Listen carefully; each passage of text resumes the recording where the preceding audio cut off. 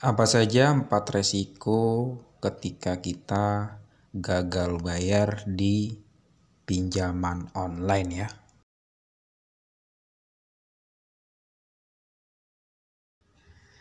Gagal bayar atau bahasa familiarnya galbay ya.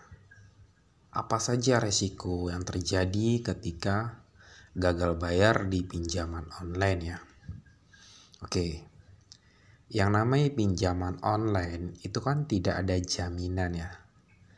Resiko yang akan terjadi ketika galbay yang pastinya kita akan diteror lewat WA, SMS, telepon, email ya teman-teman ya. Intinya kembali cara kita menyikapi itu semua. Ya, poin pertamanya pasti diteror ya teman-teman ya. Yang kedua itu adalah skor kredit.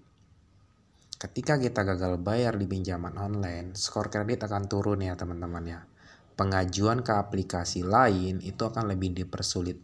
Setidaknya apa? Kita jauh dari riba ya teman-teman. Karena poin dari skor kredit itu dari 300 sampai 900. Ketika kita belum gagal bayar, skor kredit kita di atas 600 poin, berwarna biru.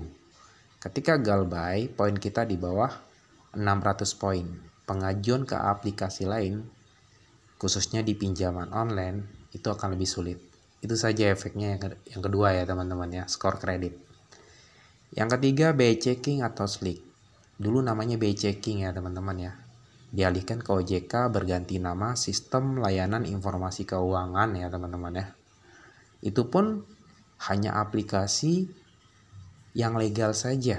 Dari 96 pinjol terdaftar di OJK yang masuk BI checking atau slick itu kurang lebih hanya 15 aplikasi saja. Ya. Itu faktor yang ketiga. Ketika gagal bayar di pinjaman online ya. Yang keempat, di Cilapangan. Nah, di Cilapangan itu dari 96 pinjol terdaftar di OJK, yang ada di Cilapangan kurang lebih hanya 10 sampai 15 aplikasi saja ya teman-teman ya. Itulah 4 faktor ya. Konsekuensi yang akan terjadi ketika gagal bayar di pinjaman online. Ya. Jadi nggak usah panik. Waduh, kalau galbay gimana nih ke depannya? Setidaknya apa? Ketika kalian gagal bayar, itu sudah memutus mata rantai pinjaman online ya. Baik legal dan ilegal ya teman-teman ya. Setidaknya kita lebih baik memperbaiki kehidupan ke depannya. Jika ke depannya dari segi finansial kita sudah cukup membaik, kita mau bayar pinjaman online yang sudah gagal bayar, tinggal negosiasi saja kayak gitu loh, minta keringanan. Namun jika sebaliknya tidak ada dana, jangan dipaksakan bayar. Setidaknya kita sudah keluar dari namanya zona pinjaman online ya teman-teman ya. Itulah kurang lebih ya konsekuensinya ya teman-teman ya. Nggak usah panik. Gagal bayar itu hanya one prestasi aja kok, ingkar janji pembayaran kayak gitu.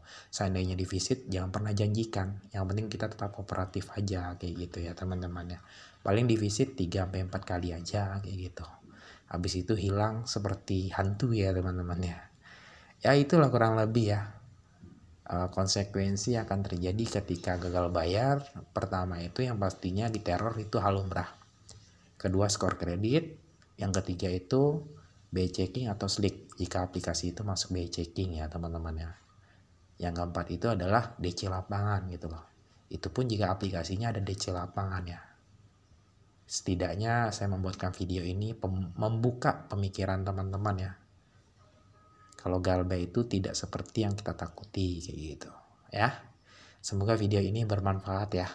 Terima kasih buat semuanya.